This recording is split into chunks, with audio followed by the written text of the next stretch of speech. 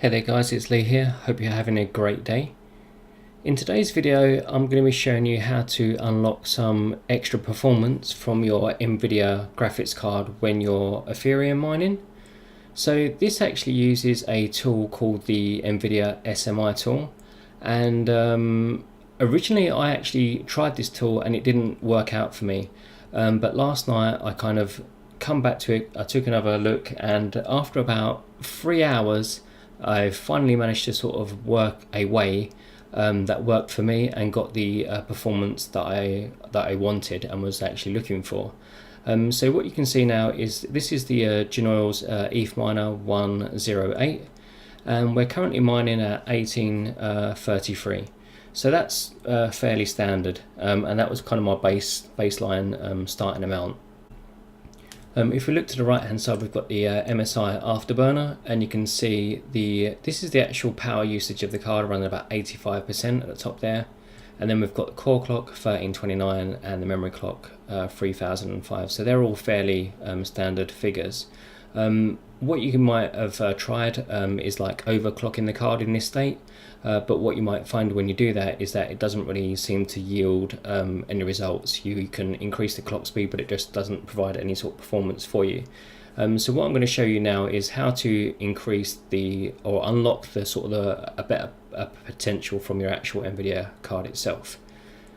Okay, so the first thing that you need to do is update your Nvidia graphics cards. I was using the 352, was it? Hang on one moment, let me just double check that. Yeah, so previously, sorry, I was using the 34752 drivers, and they get you these same results. So for me, I've got GTX 970, and that gets me 18.3 mega hashes. So the problem with the 34752 drivers is that, for me at least, when I tried to use the Nvidia SMI tool, it would not work with those particular set of drivers, so I wasn't be able to get the results. You can see in the actual list here, I've tested quite a few other different drivers. The ones that I actually found that work and got me good results was the 347.88. So download those drivers and install them. If you go to the Nvidia website, you might not find them under the Windows 10 listings, but if you select Windows 8.1, then you should be able to find these older versions of the drivers. If you still can't find them, then just Google them and you'll find the drivers, but the ones that you want is 347.88. Okay, so now what you need to do is actually open the nvidia-smi tool. It's a command line tool, so I'll be showing you how to use that. One of the first problems that I had was actually with regards to administration rights. You have to run it as an administrator, so I'm going to show you how to do that first. Okay, so we need to open up a command window as an administrator. So what we need to do is press Control Alt and Delete, go to the task manager. Let me just slide that over just a little bit so you can see. Then if you go to File and then Run New Task, type CMD, I already got it in there, CMD, and then click the checkbox that says Create this task with administration privileges, then click OK. So you can see it's opened up a new command window here. I'll just move that down a little bit. I'll move the miner. Okay, so just a little bit better there. So this is a command window, but it's opened up with administration rights, so that gives us extra access to the tools that we want to be using. If you don't open it in this manner, you might get errors, and it will say that you don't have administrator rights or you need root access to the tools. So you need to open up it in this specific way. I can close the actual task manager now, we don't need that. Okay, so what you want to do is start your Ethereum miner in the normal way that you would. As you can see, I've already got it running here as normal. And then in the actual command window, if you type, I'll put this all in the actual description so you can kind of copy and paste it. So in the actual command window, you want to type cd and then the location of your NVIDIA folder. So that should be the default folder there, but if you've installed it to a custom location or something, you'll need to change that. So CD space and then this location here, and press enter. And what it does is that just changes the directory to the correct directory, so we can access the actual files. The next part is this command line. Once again, I'll put this all in the description so you can just copy and paste it. So with your miner running, you want to use nvidia-smi q-d performance, and press enter. So what it's done is actually queried the NVSMI, the NVIDIA tool, and it tells you a little bit of information. So you can see here it's got the timestamp, it's got the driver that we're using, it tells us the attached GPUs, which is one of, and it also says the performance state, which is P2. Take a note of that.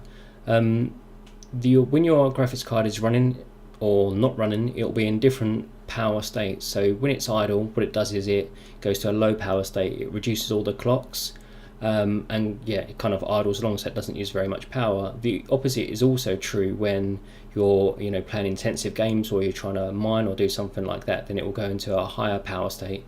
And the highest power state is P0, and that's with the card basically running fully maxed out. With the NVIDIA cards and certain drivers, the power states are set in such a way that when you're using OpenCL or CUDA, they don't run at their full potential. So this is what this is going to help you to achieve, unlocking that full potential of the card. So the next thing that we want to type, now that we know the actual power state of the card, we know it's in P2. So what we want to do is basically set it so that it goes into the highest possible power state of the card. So we use the next command, which is the supported clocks command, and press enter. And then what you're going to get is a long list of numbers. So you can see here it's got memory and graphics at the top. So make a note of these numbers. So your fastest memory is 3505 and your fastest graphics is 1455. And if you just press more, it's going to go all the way down until it basically finishes. But you just want to take a note of the fastest memory and the fastest graphics, okay? We'll just let that go all the way down. You can see these are all the different power states. Okay. Just keep pressing enter until it completely sort of clears, and you just get back to this line here. So now what we can do is we can use another command, and I'm just going to copy and paste that. So what it does is it changes our clocks to our memory clock to 3505 and 1455, the maximum clock settings for the actual card itself. So we press enter now, and then we should see some action. You'll notice that on my particular rig, for some reason the core clock doesn't change, but the memory does.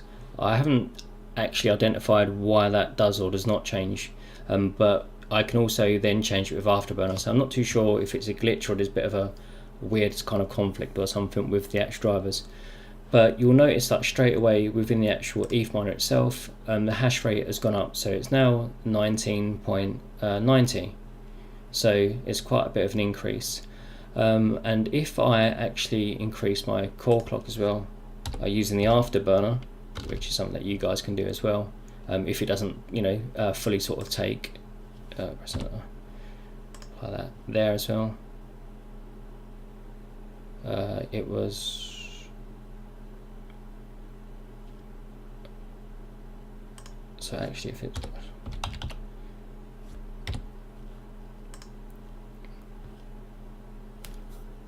whoops, so it should be plus 126.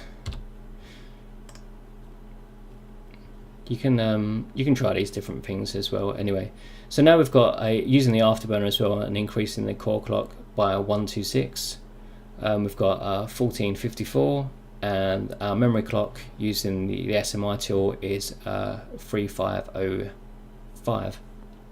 Actually, it says 6 there, but you get the idea. And you can see that we are hashing at quite a nice little rate. So yeah, almost 21 mega hashes from 1833 there. So that's how you do it. Should you want to actually reset your NVIDIA clocks, this is the command that you need to use. So it's nvidia-smi space -rac, and then what that does is it just resets the clocks. I'll just use the afterburner reset there as well, and you can see it goes back down to 1833. So that using that command just resets your power states and all that sort of stuff back to normal. So this is something that I'm just sort of kind of tinkering with, but you can see it certainly gets you a significant performance sort of increase with your NVIDIA cards, about 3 mega hashes roughly. I think with a little bit tweaking I could probably get a little bit more. One other thing as well is you will notice that the actual power also went up to about 95% as well. So if you've got this same MSI afterburner, you might find that your card is running at between 60 and 80% of its potential, whereas with this way you're getting 95%. So that's one other thing. So yeah, this is really good to get some extra power out of your card, and this is the way that I had to do it. So depending on your actual graphics cards, mine's an MSI GTX 970, but I know some other people have gone through the same sort of process, and for them it appeared to work on later versions of the graphics driver. So I think some people was using the 361 and they could still use the Nvidia SMI tool. For me, this is the driver that worked for me. So I don't know whether that's because of the driver or because of the graphics card or a combination of both, but just try it and see how it works for you guys. So yeah, that's it for this video. Hopefully you find it useful. If it is useful, please let me know. If you're getting stuck or having any problems with it, then please also let me know, and I'll try my best to help you guys out. Thanks again for watching. Take care.